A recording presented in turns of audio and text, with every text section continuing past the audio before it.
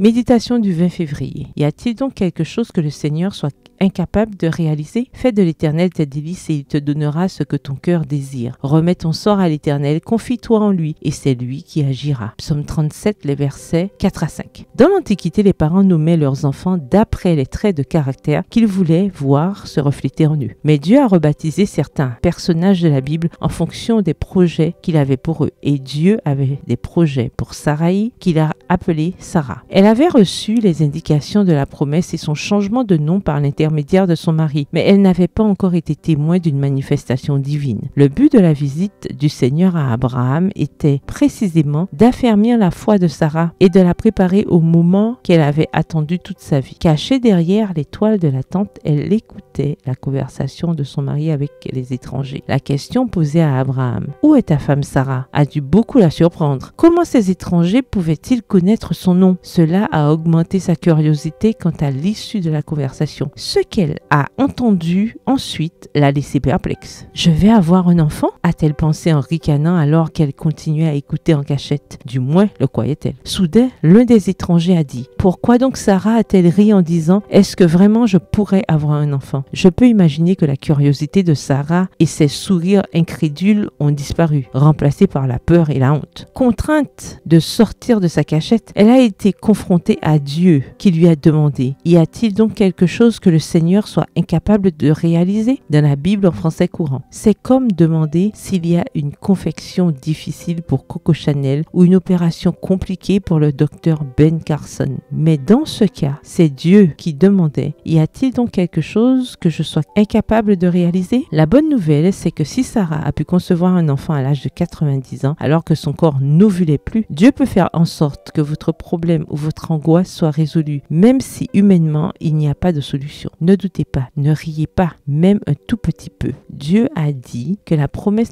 s'accomplirait à un moment précis et elle s'est accomplie. Dieu a ses moments pour accomplir chez ses enfants ses promesses d'aide et de restauration. Aujourd'hui est un bon jour pour lui faire confiance. PS, heureuse de son pouvoir. Bonne journée, que l'Éternel vous bénisse.